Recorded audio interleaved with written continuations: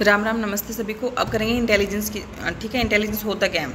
It is the ability to adjust with the environment, ability to learn, ability to carry out abstract reasoning. ठीक है, सीखना, adjust करना, ये सारे intelligence का पार्ट है। रीजनिंग, ठीक है, ये बना किससे? लैटिन वर्ड से बना है ये। ठीक है, इंटेलिजियर, इंटेलिजेंटिया, इसका मतलब होता है अंडरस्टैंड। ठीक है, समझना। उसके बाद ना कुछ इंपॉर्टेंट पॉइंट्स लिखे हुए हैं इसमें, जैसे मैंने डिज़ायरेबल ट्रेट्स क्या होता है, यूजेनिक्स होता है। यूजेनिक्स किसने दिया था? सर फ्रांस गाल्टन ने दिया था। ठीक है, फादर ऑफ यूजेनिक्स भी उन्हीं को बोलते हैं।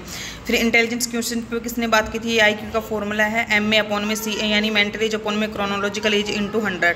क्रोनोलॉजिकल एज आपकी रियल एज है, जो जितने साल के आप हो वही यहाँ पे आएगी। ठीक है, मेंटल एज के लिए टेस्ट होता है कि कितने साल तक के आपको मतलब आते हैं। ठीक है, कितने आप सॉल्व कर पा रहे हो क्वेश्चंस वगैरह जो भी है।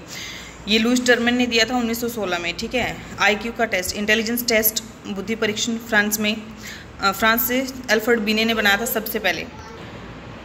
अल्फ्रेड बिने ने बनाया था सबसे पहले। बिने प्लस साइमन ने बनाया था 1904 में इंटेलिजेंस का टेस्ट। ये फर्स्ट इंटेलिजेंस टेस्ट था, फर्स्ट इंटेलिजेंस 1904 अल्फ्रेड बिने। ठीक है, 1916 में स्टैनफोर्ड बिने टेस्ट कहा गया इसे।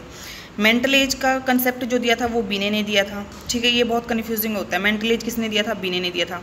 Father of intelligence test Alfred Binet को कहते हैं। ठीक है, अल्फ्रेड बिने 1912 को मेंटल एज का कंसेप्ट दिया था। हाँ, मेंटल एज का कंसेप्ट दिया था बिने ने 1908 में। ठीक है, फादर ऑफ इंटेलिजेंस टेस्ट पूछे तो अल्फ्रेड बिने का नाम आएगा। IQ का अगर कंसेप्ट पूछे तो दिया था विलियम स्टर्न ने IQ का कंसेप्ट दिया था 1912 में। फिर 1916 में टर्मन ने दिया था फॉर्मूला। IQ किसने दिया था कंसेप्ट? विलियम स्टर्न ने। Father of intelligence test Alfred Binet. Mental age का कॉन्सेप्ट अल्फ्रेड बिने। टर्मन ने क्या दिया था? Formula IQ = MA/C × 100। अभी IQ टेबल है, क्लासिफिकेशन टाइप्स करके इसके। नियर जीनियस और जीनियस कहेंगे 140 एंड अबाव, जिसके IQ लेवल है उसको। ठीक है, वेरी सुपीरियर कहेंगे 130 to 139। सुपीरियर कहेंगे 120 to 129। अबव एवरेज कहेंगे 110 to 119। नॉर्मल और एवरेज कहेंगे 90 to 109। एवरेज में ही आते हैं मोस्टली पीपल। ठीक है, ये आगे पता चलेगा जो नॉर्मल प्रोबेबिलिटी कब होती है उसके थ्रू। ठीक है, फिर बिलो एवरेज कितना है? 80 to 89।